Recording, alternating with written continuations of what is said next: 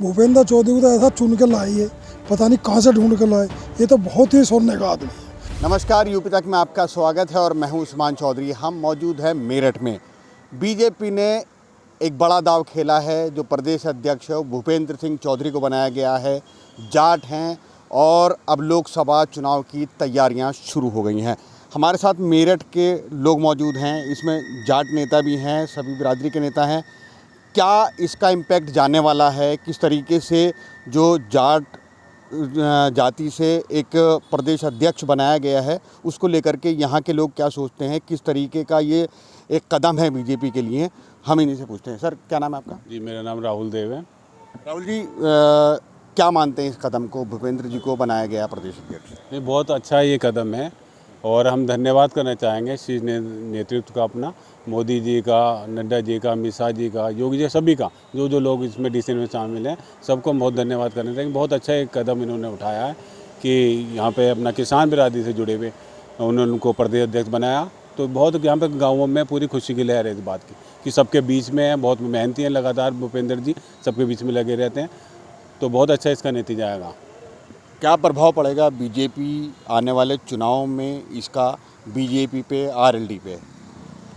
देखो, आरएलडी का तो हमें पता नहीं, बीजेपी पे बहुत अच्छा इसमें प्रभाव पड़ेगा क्योंकि पश्चिम में कुछ सीटें विधानसभा में और लोकसभा में पिछली बार रह गई थी। आप ये देखना कि इस नतीजे से सारी सीटें हम यहाँ से जीतेंगे। जो लक्ष्य अपना रखा है अपना मोदी जी ने 80 की 80 सीटें, तो उसी तरफ पार्टी काम कर रही है और 80 की 80 सीटें जीतने के लिए पूरी तैयारी है। आप आरएलडी में भी रहे हैं और अब यहाँ पर हैं, किस तरीके से इस जाट राजनीति को देखते हैं कि जहाँ आप आरएलडी में थे वहाँ जाट राजनीति और अब ये किसान आंदोलन चला, उसके बाद जाट राजनीति उठी और अब प्रदेश अध्यक्ष जाट बनाया गया, इसको पूरे को किस तरीके से देखते हैं? जी, मैं लोकदल में भी रहा, जिला अध्यक्ष रहा, युवा का राष्ट्रीय महासचिव भी रहा, जाट सभा का युवा का प्रदेश अध्यक्ष भी मैं रहा।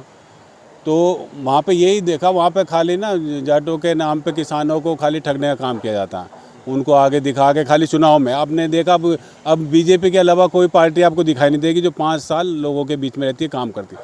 बाकी पार्टियां हैं एक तरह से दुकान है कि चुनाव आता है तो अपने लेके बक्सा वो लोग बैठ जाते हैं। अब आप देख लो, कोई हो रहा हो, कोई सपा का, लोक दल का कोई कार्यक्रम हो रहा हो, कुछ कहीं जाना आना मीटिंग और कोई नहीं, चुनाव आएंगे तभी उनकी रैली स्टार्ट होती है। बीजेपी लगातार काम करती है, उसी का फ़ायदा चुनाव में मिलता है। तो आप ये देखना, इस नतीजे इसका डिसीजन का बहुत अच्छा फ़ायदा मिलने वाला है। अब ये जोड़ी बहुत अच्छी, देखो बालियान जी हमारे बीच में इतने मेहनती वो हो गए और मुरादाबाद से हमारे भूपेंद्र जी हैं। तो पश्चिम में अभी इसी का, इनका टीम का बहुत बड़ा फ़ायदा मिलेगा।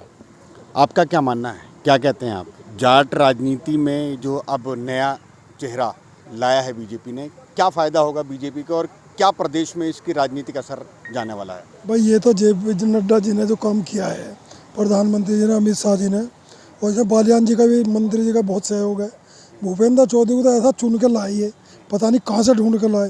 ये तो बहुत ही सोने का आदमी है। इतना अच्छा आदमी, संगठन चलाने में इतना बढ़िया आदमी। और ये तो एक तरह से जैसे ये मेरठ के अपने लक्ष्मीकांत जी थे, इन्होंने प्रदेश चलाया था, ये भी बहुत उससे चलाया था इन्होंने भी। तो ये तो बहुत ही अच्छे तरीके से प्रदेश चलाएंगे। और जाट चुन चुन के, इनका मुरीद है, चुन चुन के कह रहा हूँ मैं जाट।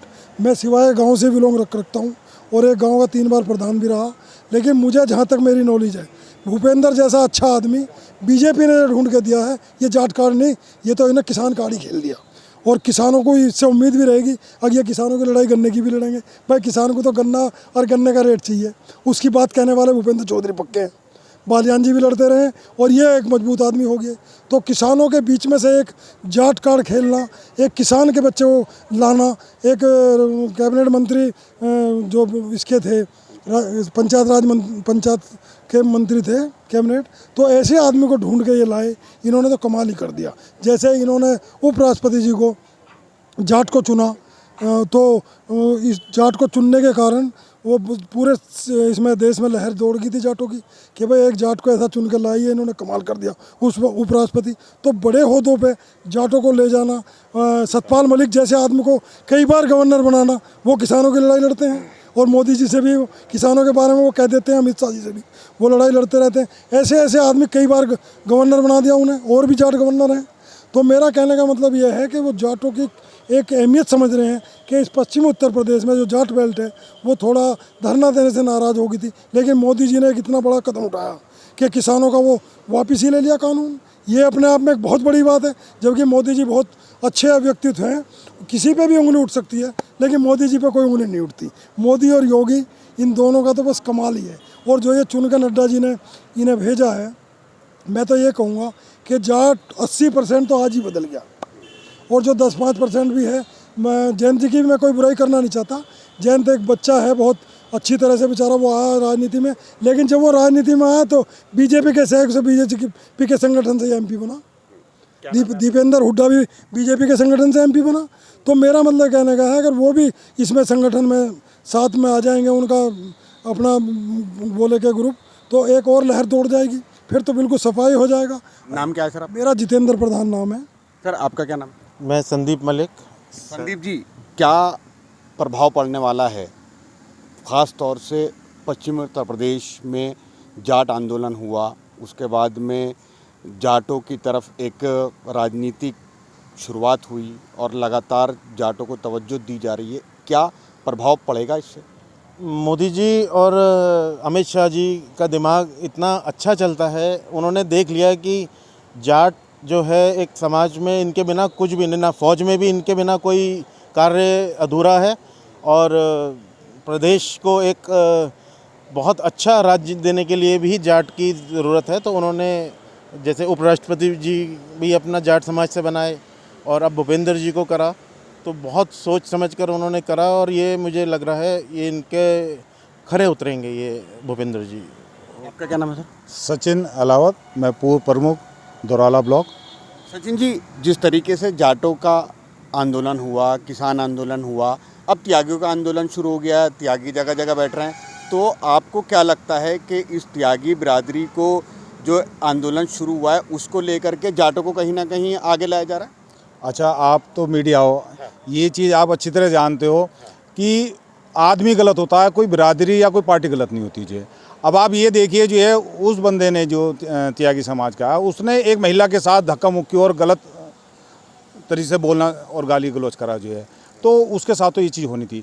ये जो आप कह रहे हैं कि सब लोग इकट्ठे होकर कर रहे हैं, ये त्यागी बिरादरी नहीं कर रही, ये विपक्ष वाले लोग अपने आदमी उसमें शामिल करके जो है इस आंदोलनों को मजबूती दे रहे हैं कि बीजेपी की खिलाफत कैसे करी जाए, त्यागी समाज को बीजेपी से अलग कैसे करा जाए। त्यागी समाज पहले भी बीजेपी में था, आज भी बीजेपी में है। तो ये विपक्षियों की वही है जो भूमिका है, जो है इकट्ठे होकर जो है इनके खिलाफ आंदोलन करवाना। तो आप इसको मानते हैं कि विपक्ष ने ये किया और ये सब हो गया, इसको फिर बिरादरी पूरी कहाँ ये आंदोलन कर? बिरादरी आप चुनाव में जाओगे, आप जब देखना जो है कि त्यागी समाज किधर रहेगा, या ब्राह्मण समाज किधर रहेगा, और जो बचा कुचा था, जो 50% छिटका हुआ था, अब आप जो है जाट समाज भी देख लेना कि किसान सबसे बड़ी बात है। अब तक सब कह रहे हैं कि जाट बनाया, मैं कह रहा हूं कि किसी भी पार्टी में आप ये देख लो, पहले जो है जो बड़ी पार्टियां होती थी, किसानों के बीच में से लेके कोई नहीं आता था। आज जो बीजेपी पार्टी है, जिसको भी लेके आ रही है, वो किसानों के बीच में से लेके आ रही है, जिससे कि उन्हें जो है किसानों की दिक्कत परेशानी के बारे में जानकारी है, जिन लोगों को उन्हें लेके आ रही है। तो वो गरीबों की सोचेंगे, जो 70% जनता गांव में रह रही है वो उनके बारे में सोचेंगे जो है। ये देखिए आप। आपका क्या नाम है? मेरा नाम चंदर स्वामी है जी। क्या मानते हैं कितना प्रभाव पड़ने वाला है बीजेपी में जो जाट इस बार अध्यक्ष बने? इसका तो बहुत ही अच्छा प्रभाव पड़ेगा जी, और ज़्यादा ही पड़ेगा। पिछले जो चुनाव हुए थे उनसे अच्छा ज़्यादा वो रहेगा आपके पार्टी के लिए। राहुल जी, जाट आंदोलन हुआ, मतलब किसान आंदोलन हुआ, जाट उसमें जुड़े, बीजेपी के ख़िलाफ़ बहुत सारी चीज़ें, प्रदर्शन भी हुए, फिर उसके बाद में चुनाव हुआ, अब जाटों को तवज्जो दी जा रही है, त्यागियों का आंदोलन चल रहा है, त्यागी भी जगह जगह बैठ रहे हैं, मुद्दा बनाया जा रहा है, क्या कहना है? कोई नहीं, देखो ये राजनीति कोई चलती है, भाई कोई घटना हुई है तो उसमें तरह तरह की देखो चलती है, दूसरी पार्टी भी राजनीति करनी है, और सब लोग अपना ठीक है वो ताकत दिखाना, अपना सब लोग अपना संगठन, सभी बिरादरी के सब लोग चाहते हैं अपना भाई संगठन अपना मजबूत है, अपनी ताकत दिखाना सभी लोग करते हैं। तो विपक्ष की आपको पता है, विपक्ष की भूमिका यही है कि जो भी बात है उसमें वो उनको बढ़ाने का काम करती है, पर ऐसा कुछ नहीं है। आप देखो कितना अच्छा सब चल रहा है, कानून व्यवस्था आप देख लीजिए, कानून व्यवस्था सब लोग इसी के मुरीद हैं कि यूपी में कितनी अच्छी कानून व्यवस्था है। बात वेस्ट यूपी की करें तो वेस्ट यूपी में आरएलडी का एक प्रभाव माना जाता है। क्या इस बार जाटों का जो लाया जा रहा है, क्या आरएलडी को ख़त्म करने के लिए या आरएलडी को टक्कर देने के लिए? देखो उनका वो तो पार्टी देखो अपने कर्मों से, अपनी नीतियों से खुद ही भाई घटती है, भाई बिल्कुल आ रही है पार्टी। अब मैंने बताया वो मतलब चुनाव के लड़ने के लिए पार्टी हैं, खाली चुनाव आता है तो वो लोग लड़ते हैं। अब बीजेपी के लोग लगातार वो पूरे 5 साल लगातार काम करते हैं, तो अलग से उन्हें चुनाव की तैयारी की नहीं करनी पड़ती, तो लगातार ही काम करते रहते हैं, तो उसमें फ़ायदा होता है चुनाव। जाटों को रिझाने के लिए लाया गया है इनको? नहीं, जाटों को रिझाने की बात नहीं है। मोदी जी एक बहुत सोच समझ के व्यक्ति हैं, ज़मीन से जुड़े हुए हैं, वो बिल्कुल धरती से उठ के आए हैं और उन्हें एक एक चीज़ का पता है। वेस्ट यूपी में बताया जाता है कि जाट राजनीति है और कहीं ना कहीं आरएलडी के जयंत चौधरी हैं वो प्रभाव रखते हैं, तो क्या इस बार जाटों को अपनी तरफ करने के लिए कदम उठाया जा रहा है? क्या भूपेंद्र चौधरी वर्सेस जयंत चौधरी? भूपेंद्र चौधरी वर्सेस जयंत चौधरी नहीं, उन्होंने मोदी जी ने सोच लिया कि किसानों को जो थोड़ी नाराज़गी थी उसको दूर करने के लिए भूपेंद्र चौधरी को बनाया गया, इसीलिए उन्होंने उपराष्ट्रपति चुना जाट, तो जाट को प्रोत्साहन दे रहे हैं वो। वही मैं कह रहा हूँ, आप कह रहे हैं ना कि किसानों की नाराज़गी, क्या नाराज़गी थी ये इससे हट जाएगी, ख़त्म हो जाएगी? इससे नाराज़गी दूर हो जाएगी बहुत। भूपेंद्र चौधरी एक माने हुए व्यक्ति हैं, बहुत अच्छा व्यक्तित्व है। संजीव बालियान जी का उनका बड़ा दोस्ताना भी है आपस में, और हमने संजीव बालियान जी को यहाँ लोकसभा से दूसरी बार चुना है, और वो एक अच्छे व्यक्ति हैं। उनके इसमें पार्टी में एक बहुत बड़े प्रदेश का अध्यक्ष चुनने के लिए हम उनको बहुत धन्यवाद देते हैं, नड्डा जी को, मोदी जी को और अमित शाह जी को। क्या राहुल? मैं अब ये कहना चाह रहा था, अब ये देखिए जयंत जी जो MP बने हैं मथुरा से, भाई एक ही बार तो बने, 2 बार वो चुनाव वो हार गए, वो बीजेपी से ही बने। अब उन्होंने बैकडोर से ही तो राज्यसभा में उन्हें जाना पड़ा।